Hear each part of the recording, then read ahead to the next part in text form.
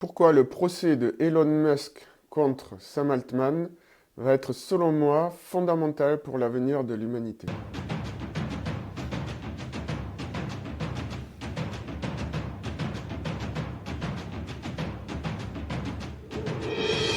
Alors, Elon Musk vient de lancer un procès contre Sam Altman et OpenAI. Donc, Sam Altman qui est le dirigeant d'OpenAI. Qu'est-ce qui s'est passé? En fait, Elon Musk est à l'origine d'OpenAI. Et ensuite, ça lui a échappé. Au départ, il a fondé OpenAI pour être une société qui fabrique une intelligence artificielle open source. Et il voulait que ce soit une société non lucrative. OpenAI a été racheté par Microsoft et est devenu lucrative et fermée. C'est-à-dire que le modèle de l'IA d'OpenAI n'est pas accessible au grand public, contrairement à d'autres sociétés. On ne peut pas installer sur notre ordinateur ChatGPT, alors qu'on peut le faire avec d'autres boîtes. L'origine des conflits, c'est ça. Voilà pourquoi il y a ce procès actuellement. Mais maintenant, je vais vous proposer mon exégèse subjective, évidemment, de cette affaire et pourquoi elle est si importante, en fait. On est dans une bataille entre demi-dieux de l'industrie numérique. Musk et Altman sont clairement deux géants dans le domaine, hein, même si celui-ci est un nouveau venu, entre guillemets, comparé à Elon Musk. Mais ça fait un moment, en fait, que OpenAI n'est plus open source et non lucratif. Donc pourquoi Elon Musk se réveille tout d'un coup? Alors là, je vous donne mon hypothèse. Il s'est passé trois choses récemment, très récemment. Et je pense que ce sont les raisons pour lesquelles Musk réagit. Et vous allez voir, en fait, ensuite, quand je vais vous donner le contexte de cette histoire, vous allez voir, tout va prendre sens. Mais commençons donc d'abord par le fiasco récent de Google Gemini, qui a sorti une IA qui était censée dépasser ChatGPT dans tous les domaines. Et probablement que les performances sont assez bonnes parce qu'ils ont une fenêtre de contexte qui est immense. Ceci dit, manque de bol, leur générateur a refusé de montrer, leur générateur d'image a refusé de montrer des personnes blanches. En fait, quand on demande à ChatGPT, à Google Gemini de représenter des nazis, par exemple, voilà ce qu'il fait. Et voilà la réaction d'Elon Musk à ce sujet. Donc lui, en fait, il défend des IA qui recherchent la vérité. Et en face, il accuse OpenAI et Gemini de défendre une agenda woke et donc raciste, anti-blanche, pour le coup. Donc il y a les internautes qui se sont amusés à demander à Gemini de dessiner un pape. Voilà ce que ça a donné. De dessiner un nazi, voilà ce que ça donne. De dessiner un viking, voilà ce que ça donne. De dessiner un empereur romain, voilà ce que ça donne. Donc en fait, ils n'ont pas réussi à faire dessiner de personnes blanches. Même les pères fondateurs des États-Unis, impossible de faire dessiner une personne blanche à Gemini. Bon, évidemment, il n'est pas bien passé. Donc ça, c'est le premier élément qui a fait réagir Elon Musk. Donc je remontre ici, il a réagi officiellement. Et on va reparler de ça. Quel chemin on veut pour les IA, parce que c'est vraiment le fond du sujet. Deuxième chose qui s'est produite, qui est, je pense, d'importance, c'est que c'est arrivé cette semaine, Mistral AI, donc la start-up qui fait beaucoup de bruit parce qu'avec beaucoup moins de moyens et pour une IA qui est beaucoup moins gourmande en ressources, ils arrivent quasiment au même niveau que GPT-4. En fait, ils se sont fait racheter par Microsoft. Et évidemment, ils lancent un modèle fermé. Donc, on reconnaît le même pattern qu'avec OpenAI. Alors, le champion européen, du coup, c'est fini, hein, c'est plus un champion européen. Et la partie open source, elle continue. Ceci dit, maintenant, ils développent un modèle fermé, donc beaucoup plus performant, évidemment. Donc ça pose quand même des problèmes, pas mal de problèmes de souveraineté. Alors ça, c'est pas évident de savoir si Elon Musk a réagi à cette info-là, mais ça reste fort possible.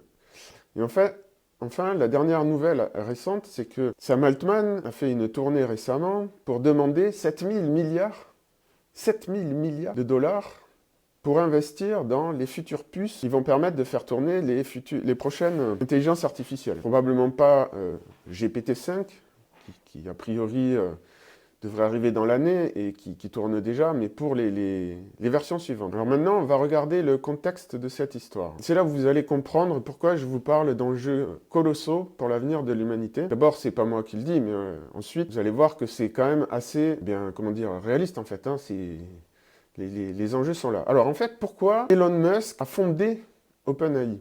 Il est à l'origine de la création. C'est lui qui a mis... il a mis beaucoup de sous au début. Alors, je n'ai pas les montants exacts, je ne suis pas allé vérifier. En fait, c'est parti, c'est Elon Musk lui-même qui le dit dans une interview. C'est parti d'une discussion avec Larry Page, qui est le PDG de Google. La discussion est portée donc sur la création d'un dieu digital. Donc Larry Page voulait un dieu digital. Et là, Musk était préoccupé par l'avenir de l'humanité face à ce dieu digital. Et là, Larry Page, c'est vraiment fondamental, hein, ça. C'est un moment historique de mon point de vue. Hein. Je n'ai pas vu grand monde en parler, mais de mon point de vue, donc, en tout cas, c'est historique.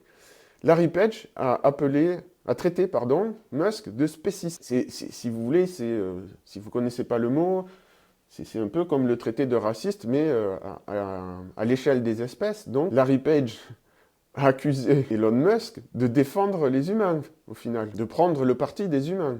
Donc, effectivement, Musk, il s'inquiète pour l'avenir des humains face aux dieux digitaux. Et Larry Page, visiblement, lui, il s'en fout un peu du sort des humains. C'est pour ça que Elon Musk a fondé OpenAI, au départ, pour faire un contrepoids à Larry Page et les IA sur lesquels il savait que Google travaillait à l'époque. Donc je reviens juste un peu en arrière. Voilà les IA sur lesquels Google travaillait à l'époque. Alors ils se sont fait damer le pion par OpenAI, mais il n'empêche qu'il suffit de faire 1 + 1 = 2 et de voir ce qui s'est passé. Donc Elon Musk, il démarre OpenAI pour faire contrepoids à ce qui allait devenir Gemini, dont on voit les résultats aujourd'hui.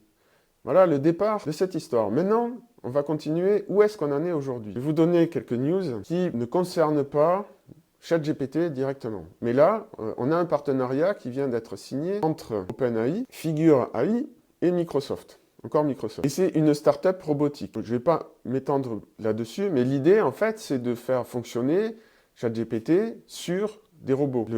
L'enjeu derrière ces opérations, c'est d'aboutir à ce qu'on appelle l'intelligence artificielle générale.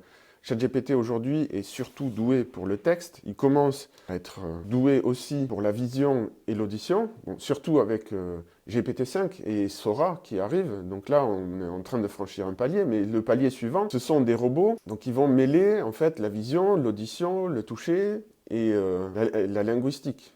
Donc c'est vraiment si vous voulez, le but ultime affiché hein, d'OpenAI, c'est l'intelligence artificielle générale qui peut fonctionner dans le monde réel, en fait, et pas juste sur des ordinateurs.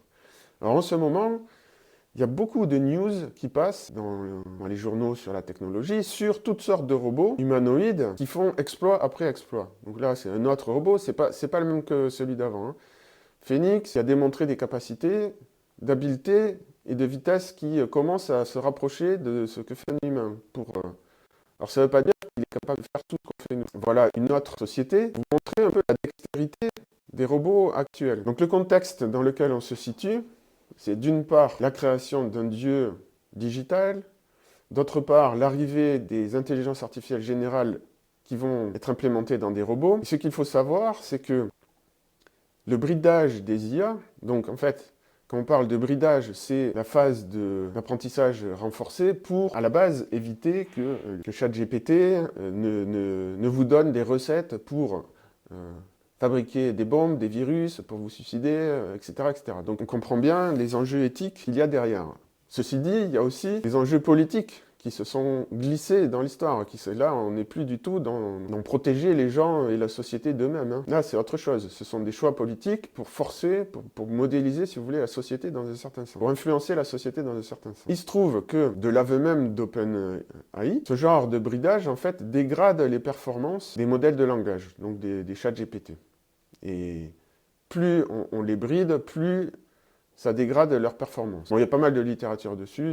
Là, c'est juste une illustration, mais si vous faites des recherches, vous verrez de qui il en est. Alors récemment, justement, donc on parle ici d'alignement des IA. Et récemment, donc, il y a un papier de recherche qui est sorti qui nous dit que les modèles actuels de bridage des IA, donc modèles par apprentissage renforcé. Donc en fait, l'idée, juste pour aller vite, pour ceux qui ne connaissent pas, hein, ChatGPT, il est entraîné en gros sur les documents qu'il trouve sur le web, un petit peu tout ce qu'il trouve. Le problème qu'il y a eu, donc les robots conversationnels, dès le début, ont eu des gros problèmes, c'est qu'ils avaient tendance à valider les stéréotypes de toutes sortes. Et donc ça a créé, au début, beaucoup de problèmes. Et les premiers robots conversationnels ont été éliminés du marché à cause de ça.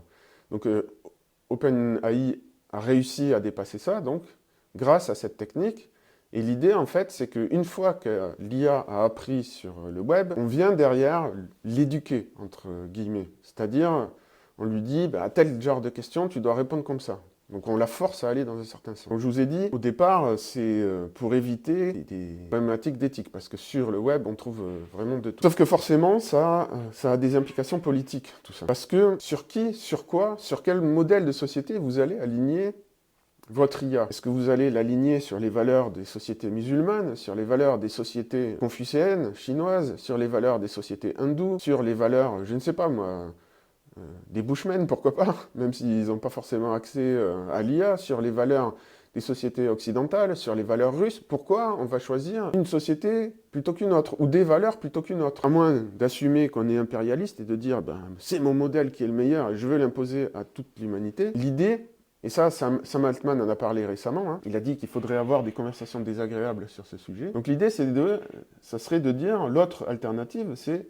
que les IA, ChatGPT, puissent s'aligner sur les valeurs des personnes elles-mêmes. Qu'elles disent, ben moi mes valeurs c'est ça, moi je suis plutôt pour les démocraties libérales, moi je suis plutôt pour famille, patrie, travail, moi je suis plutôt pour le modèle communiste, égalitariste, etc., etc. Et donc l'idée là, c'est de voir s'il existe d'autres méthodes pour enseigner aux IA une éthique, si vous voulez, et oui, c'est le cas. Donc là, c'est ce que prétend ce papier avec la technique Max-Min RLHF. Donc elle arrive à avoir des bien meilleures performances sur ce niveau-là. Donc ça, c'est tout à fait intéressant comme information. Ça veut dire que c'est possible. Donc l'idée, c'est de s'aligner avec la diversité des préférences humaines. Donc l'enjeu, quelque part, c'est aujourd'hui, d'ores et déjà, on voit qu'il y a des dérives sur la manière d'aligner les IA. Il y a des possibilités qui s'offrent à nous.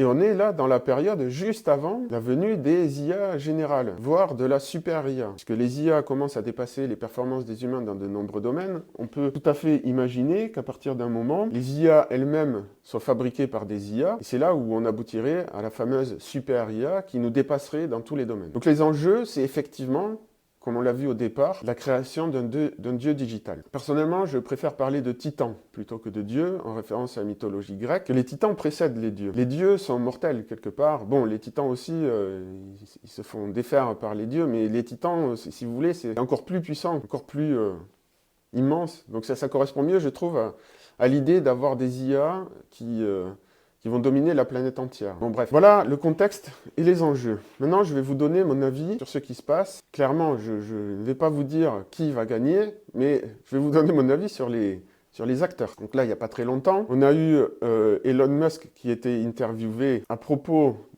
justement du fait qu'il avait restauré la liberté d'expression sur Twitter et que ça n'avait pas plu à ses financiers. Là, il leur a dit clairement, allez vous faire foutre.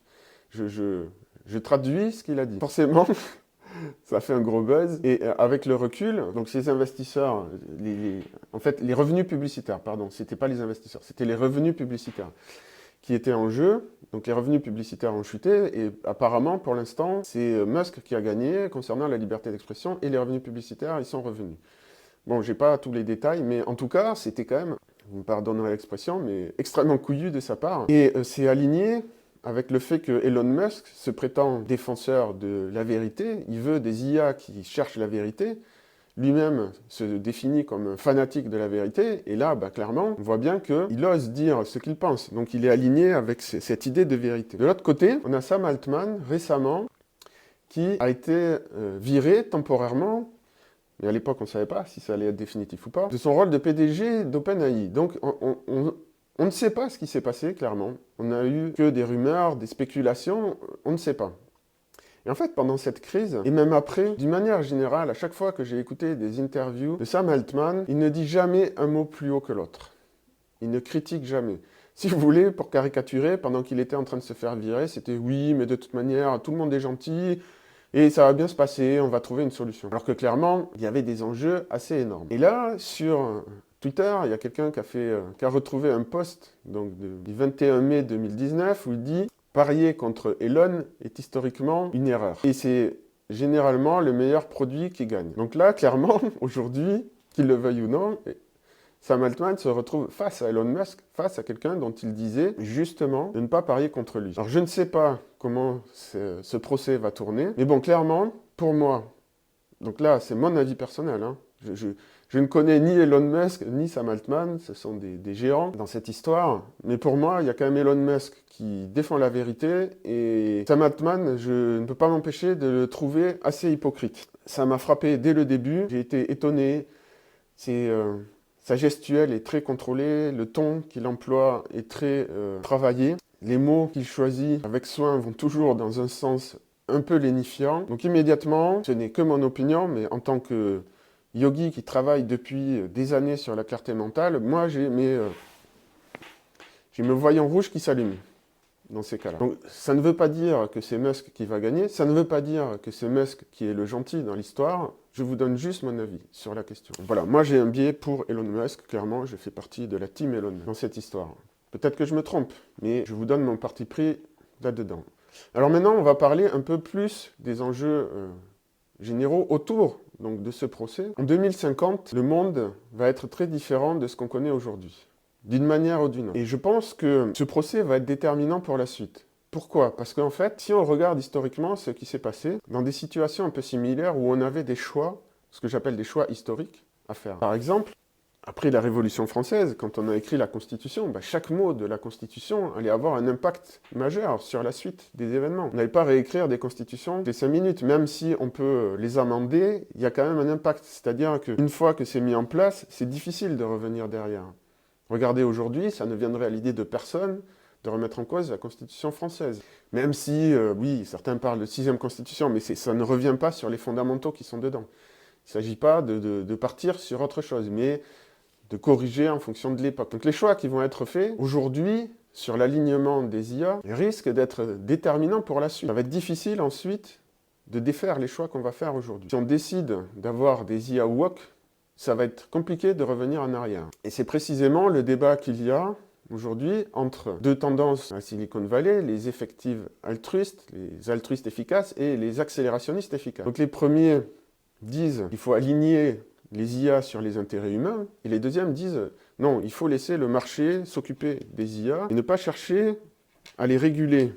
Parce qu'en fait, les IAC, donc Jeff Bezos, qui est le fondateur du mouvement IAC, Effective Accélérationnisme, et lui, Sam Bankman, un autre Sam, qui était une figure importante, maintenant je crois qu'il est en prison, du mouvement altruisme efficace, s'oppose. Ces derniers pensent, je me répète, pardon, mais qu'il faut aligner les IA sur l'humanité, et eux prétendent qu'en fait, c'est juste une manière de capturer les IA. Parce qu'en fait, qu'est-ce que ça veut dire, aligner les IA sur l'humanité?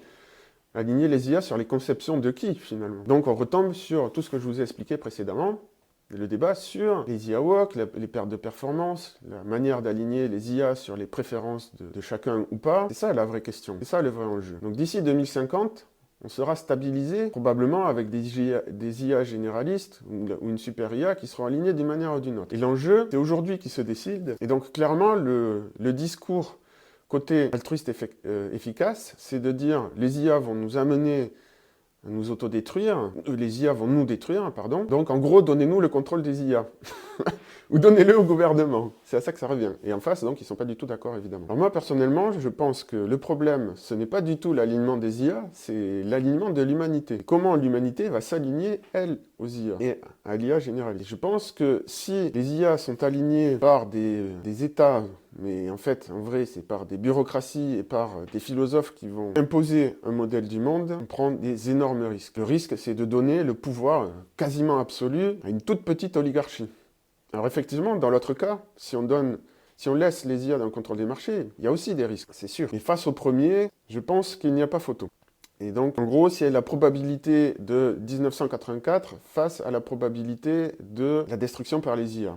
Et c'est ça l'enjeu de ce fameux procès entre Elon Musk et OpenAI. Derrière, il y a des forces absolument colossales qui vont être impactés par ce procès. Voilà, il y aurait beaucoup plus de choses à dire, notamment sur les IA souveraines, sur les IA personnelles, les futurs Jarvis qu'on aura bientôt probablement dans nos smartphones. Bon, il y a tout un contexte beaucoup plus vaste, mais j'ai voulu quand même rester centré autour de ce procès, des enjeux immédiats et des enjeux long terme. Et voilà ce que j'avais à vous dire à ce sujet pour que vous puissiez vous faire votre propre opinion. Je vous ai donné mon avis, mais je vous ai donné aussi les informations.